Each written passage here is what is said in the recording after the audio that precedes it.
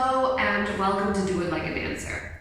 Now I had a comment from someone asking for a video about core engagement and breathing techniques. This is a fabulous question and I'm really happy to do a video on it. So there's a few things that I'll talk about and I'll show you some exercises along the way. The first thing that I need to say is that when we talk about core engagement in dance, it doesn't mean that you're like squeezing the muscles really, really hard in your stomach, because actually that does not help your movement.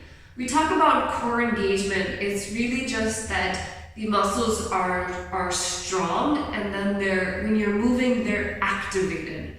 Activating a muscle as opposed to like squeezing it is different. So for example, if I'm sitting up straight, like I'm not squeezing the muscles of my back to make it happen, I'm just activating the muscles in my back so that I can straighten my spine. It's something like this: when you're balancing, for example, your core muscles are activated. So it's not that you're squeezing really tight, because actually, obviously that doesn't help you breathe very much. And it's true that breathing is a very important part of dance and it helps you with your expressions. But the thing is, it's not necessarily intuitive. So most beginning dancers don't use breath, or they don't know how to use breath, and they end up holding their breath, which definitely doesn't help you dance. So actually it's something that you need to practice and work on. It's not necessarily something that just comes to you. So the thing about being active in the core and breathing at the same time is that the core is not squeezing, it's just engaged, and I can try to talk about more about that, but I really want to focus on learning how to breathe, because honestly that is something probably more important. The core engagement, you can work on that by just doing your exercises and getting a strong core. Keep in mind that it's more than just sit-ups. There's a lot of rotational exercises and other things that you want to work on, as well as just sit-ups. That doesn't necessarily make your core strong. So you can check, I have a bunch of videos on core work, so check this out. In the meantime, let's talk about the breath. So this is something that you can train yourself to do. And it starts with a very simple exercise, which is the first thing that you will do in any Martha Graham technique class, which is essentially your contractions and breathing exercises. So you'll be sitting like this on the floor, a little bit like you're meditating. But you're going to be doing these Martha Graham contractions. These are at the very base of the stomach. You can hear my voice change when I'm doing a contraction because I'm working on these muscles in the lower stomach. So, however, doing a contraction doesn't necessarily mean that I'm not breathing, because if I wasn't breathing, I would not be able to talk. So the contractions and the breath go together. So what you can do is start to work on these simple exercises where you inhale as you do the contraction, like so, and then exhale as you release.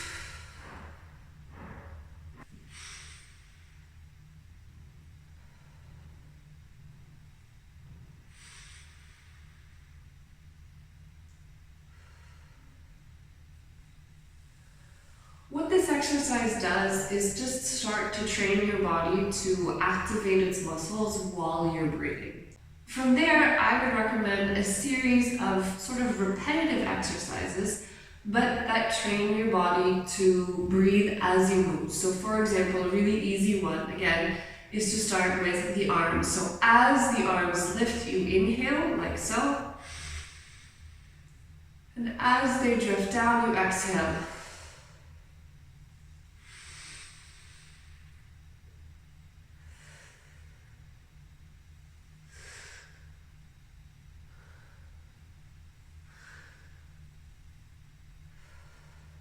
You can try to match the movement to your natural breathing rhythm, or you can try to match your breathing rhythm to the movement. Because not, as you're moving, it's going to be a mix of the two. Like sometimes it'll be like,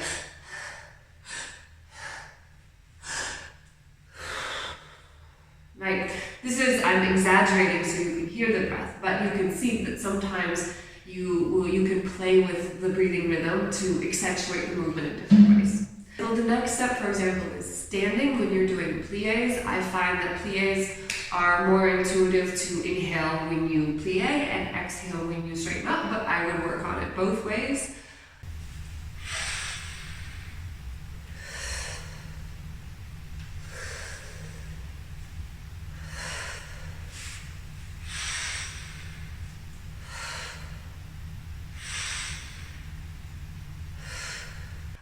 From there, I would work simple rotations, especially because I've noticed when you go to the back, it's very easy to hold your breath. So to work on these circle rotations as you're talking, for example, or singing, which is a good way to make sure you're still breathing, because you can't do the exercise, you can't talk and sing if you would not.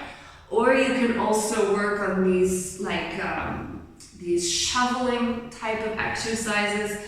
Again, talking as you're moving or singing is a great way, but you don't have to. Just to, instead of concentrating on the movement, so by doing a simple repetitive exercise, you can really make sure that you're working on the breath and the rhythm.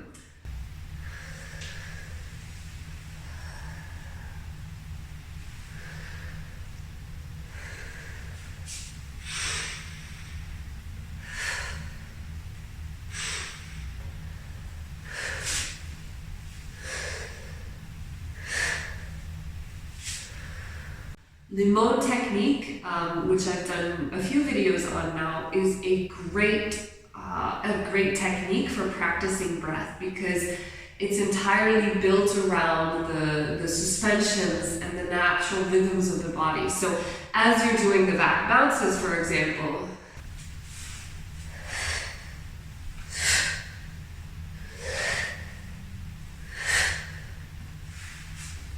you can hear that the breath has a natural place in those bounces.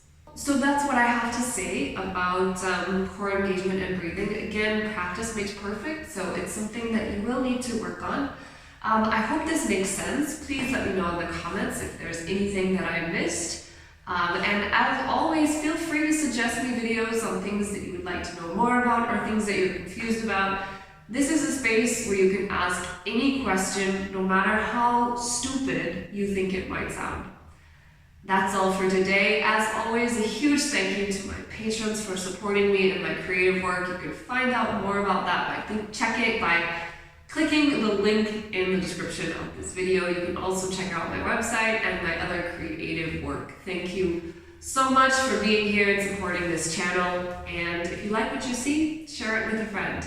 I'll see you next time. Bye-bye.